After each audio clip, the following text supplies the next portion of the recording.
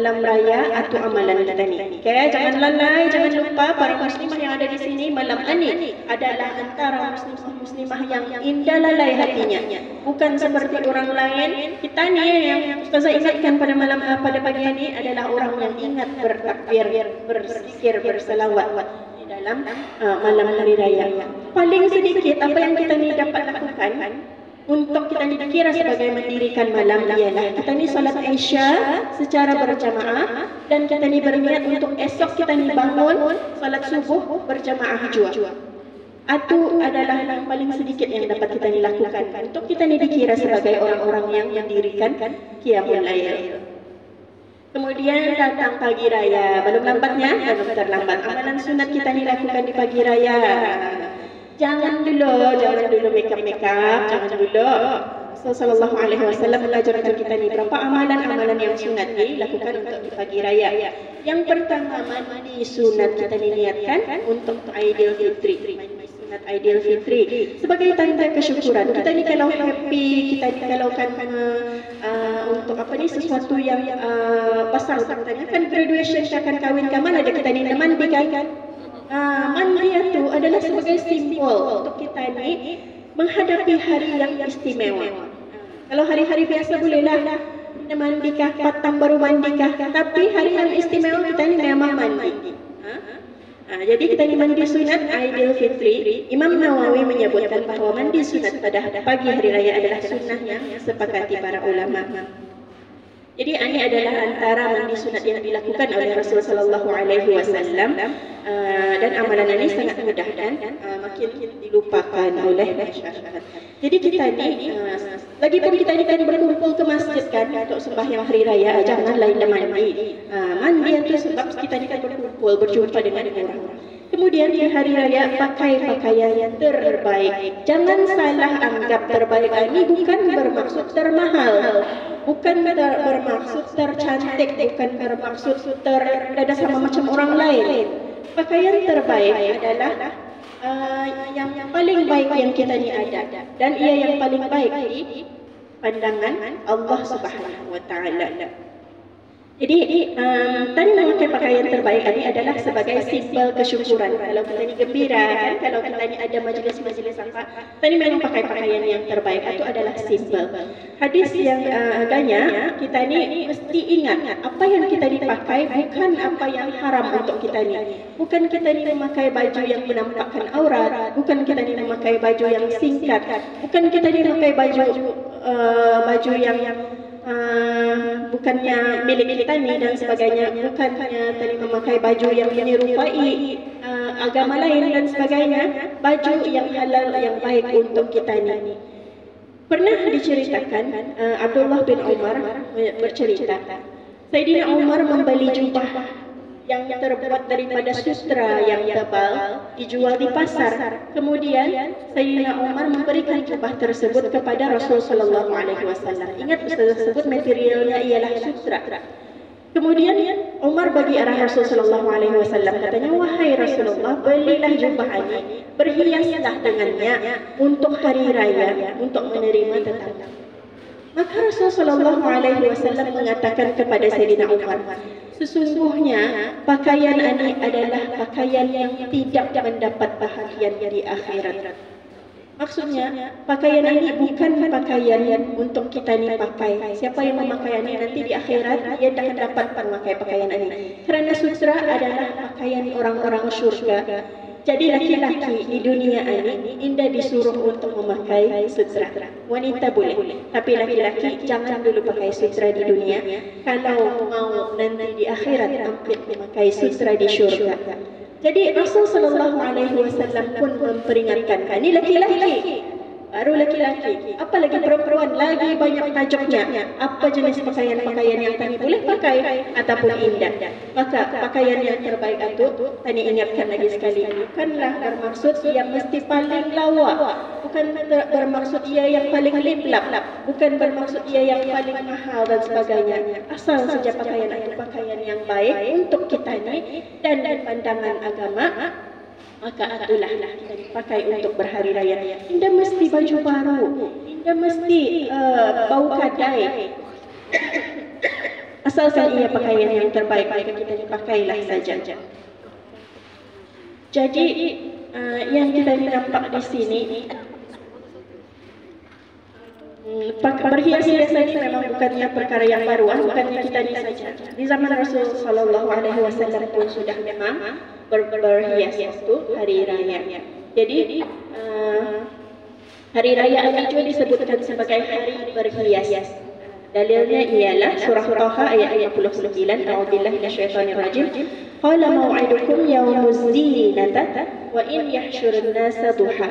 Temu janji kita ini ialah pada hari perayaan kamu, hari kamu berhias-hias.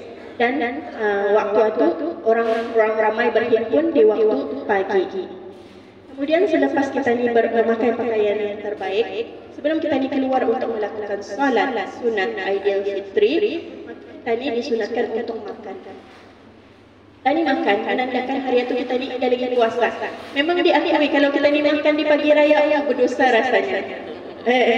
Takut lupa, macam masa Ramadan kan selalu sedikit lagi kan rasa berdosa rasanya. Kalau waktu bulan Syawal atau pagi-pagi raya itu kan merasa sedikit minuman yang kita ni baca, berdosa sedikit rasanya. Tapi apakah yang menandakan hari itu kita ni ada lagi berpuasa? Maka kita ni makan sebelum kita ni keluar solat sunat Aidil Fitri. Anas bin Malik berkata yang bermaksud Nabi Sallallahu Alaihi Wasallam tidak akan keluar pada pagi Aidil Fitri sehingga baginda Sallallahu Alaihi Wasallam jamah beberapa biji kurma.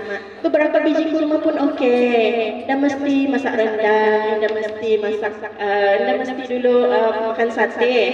Kurma pun sudah okey, kira menandakan kita ni ada berpuasa pada hari itu. Kemudian mendirikan salat sunat Aidil Fitri. Kita ni berada di masjid salat sunat Fitri. Dalam hadis kebiasaannya Rasulullah Sallallahu Alaihi Wasallam pada hari raya Aidil Fitri dan Aidil Adha akan keluar menuju ke tempat salat. Perkara pertama yang baginda mulakan ialah salat sunat hari raya. Hadis riwayat Al-Bukhari. Kemudian kita ni banyakkan takbir membesarkan Allah Subhanahu Wa Taala. Dilakukan pada malam hari raya dan sebelum salat sunat Aidil Fitri. Takbir malam raya Aidil Fitri tadi lakukan selepas tadi tahu bulan Syawal masuk maghrib itu. Dan sampai esok pagi sebelum imam melakukan salat sunat Aidil Fitri. Kemudian yang keenam kita ni berziarah dan merapatkan ukhuwah. Kata Nabi Sallallahu Alaihi Wasallam, barang siapa yang suka untuk memperluaskan baginya rezekinya, siapa mau murah rezeki dan ditangguhkan, yakni dipanjangkan umurnya, maka hendaklah ia menyambung silaturahim. Jadi kita ni berziarah juga. Kalau silaturahim indah bersambung, makin berziarah makin jadi kelai terpulang. Baik pulang dah berjumpa setahun, berjumpa menyakitkan hati terpulang. Atau indah memenuhi apa yang dimaksudkan oleh Rasulullah Sallallahu Alaihi Wasallam. Hendaknya kita ni berziarah dengan tujuan untuk merapatkan hubungan silaturahim, menghubungkan kembali hati-hati yang rindu, bukannya menjauhkan lagi hati yang memang sudah jauh terpisah. Kemudian memang yang kita ni biasa lakukan, dan apabila kita berziarah kan mesti memenuhi adab-adab tertentu. Jadi ini adalah antara perkara-perkara yang boleh kita dilakukan di malam hari raya dan pagi hari raya yang mungkin akan berlaku esok ataupun lusa insya-Allah. Jadi sebelum mengakhiri pertemuan kita ni di pagi hari, kita ni ingatkan lagi sekali bulan Ramadan kita ni masih jangan dulu kita ni berlayar ke bulan Syawal. Ini kita ni masih menghabiskan sisa-sisa kaki-baki yang ada. Allah masih beri peluang untuk kita ni beribadah. Allah masih beri peluang untuk kita ni memperbaiki diri. Allah masih beri peluang kita ni untuk memohon segala doa, segala hajat kepada Allah Subhanahu Wa Taala.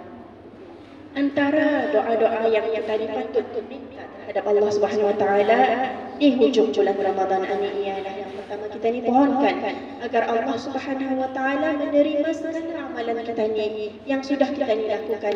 Ada kita ni mau kita ni ngalih-ngalih saja setiap malam ke masjid, ada kita ni mau ngalih-ngalih saja kita ni masakkan untuk orang berbuka, tapi pahala kita ni, amalan kita ni tidak diterima. Kita mohon agar Allah terima segala amalan kita ni, dari amalan yang besar sehingga sekecil amalan pun mudah-mudahan Allah terima. Yang kedua, kita ni mohon agar kita ni diberi peluang untuk bertemu dengan bulan Ramadan seterusnya. Doa Nabi SAW, Allahumma la taj'alhu akhiral ahdi min siyamina iyyah, fa in ja'altahu faj'alni marhuman wa la taj'alni mahruman. Artinya, ya Allah, janganlah Engkau jadikan puasa ini sebagai yang terakhir dalam hidupku. Seandainya Engkau berketetapan sebaliknya, maka jadikanlah puasaku ini sebagai puasa yang dirahmati dan bukan puasa yang hampa semata-mata. Jadi walaupun Ramadan hampir berlalu, amalan yang kita lakukan tidak sepatutnya berhenti sampai sini saja. Ini adalah masa untuk kita ni berasam, untuk terus istiqamah dalam kita ni beribadah, untuk kita ni meneruskan amalan-amalan yang baik kita ni lakukan sepanjang bulan Ramadan. Firman Allah dalam surah Al-Ahqaf ayat 13, A'udzu billahi minasyaitonir rajim. Innal ladzina qalu rabbuna Allah thumma istaqamu fala khaufun 'alaihim wala hum yahzanun. Maksudnya, sesungguhnya orang-orang yang berkata Tuhan kami adalah Allah, kemudian ia tetap istiqamah, tidak berubah, janganlah ada rasa takut dalam hati mereka dan mereka tidak pula akan bersedih. Allah sudah beri jaminan. Yang penting istiqamah. Kita istiqamah apa yang kita lakukan di dalam bulan Ramadan. Jadi sebelum tirai Ramadan ini berlalu, sebelum Ramadan pergi berlalu, kalau Ramadan ini boleh mengungkapkan kata-kata, mungkin Ramadan akan berkata, aku akan pergi jauh, sangat jauh. Selama 11 bulan ke depan, aku akan menghilang darimu.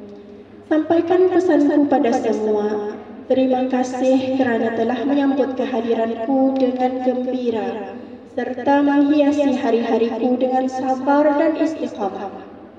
Jika engkau merindukanku, maka banyakkanlah doa agar kita ini bertemu lagi di bulan Ramadan yang akan datang. Sekian, wabillahi taufiq wal hidayah. Wassalamualaikum warahmatullahi wabarakatuh.